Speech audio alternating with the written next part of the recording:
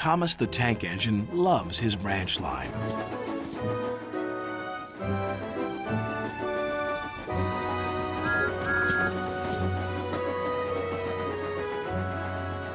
One day, when he stopped at a small station, some children looked sad. They've closed our playground and our favorite sand pit.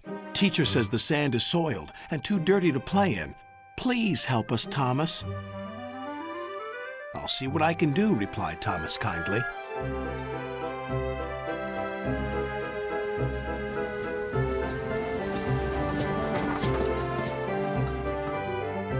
Thomas hoped things weren't quite as bad as the children had made them out to be.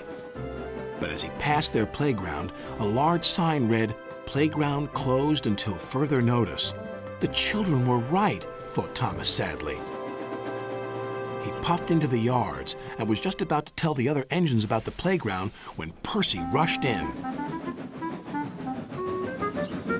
"You look glum, little Percy," said Gordon. Sir Topham Hatt told Driver that he's using Harold to show a visitor the island instead of using any of us engines. "Despicable," said Gordon. "Disgusting," snorted Henry. "Engines are meant to take visitors around our island, not that whirlybird thing," James exclaimed. Gordon was the first to see Harold. "Harold thinks he can go faster than me. I'll show him." Next, it was Henry's turn. "Sir Topham Hatt has chosen Harold because he thinks he's more important than me. Well, he's not. Harold can't fly through tunnels."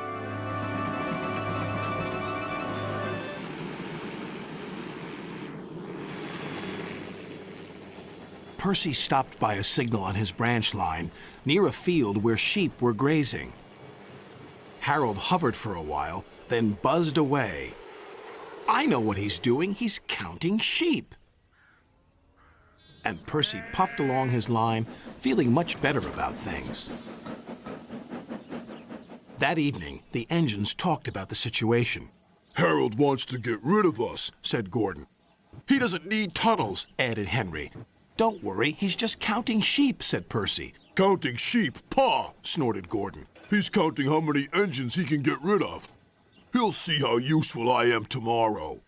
Thomas wanted to mention the children's playground, but solving the mystery of Harold and the visitor came first. The next day, Gordon was traveling to collect his train.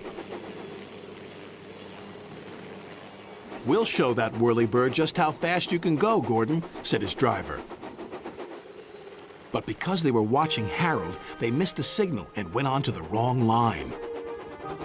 Gordon was traveling to trouble. Ahead was a tunnel under repair. His driver reduced steam and braked hard. But it was too late.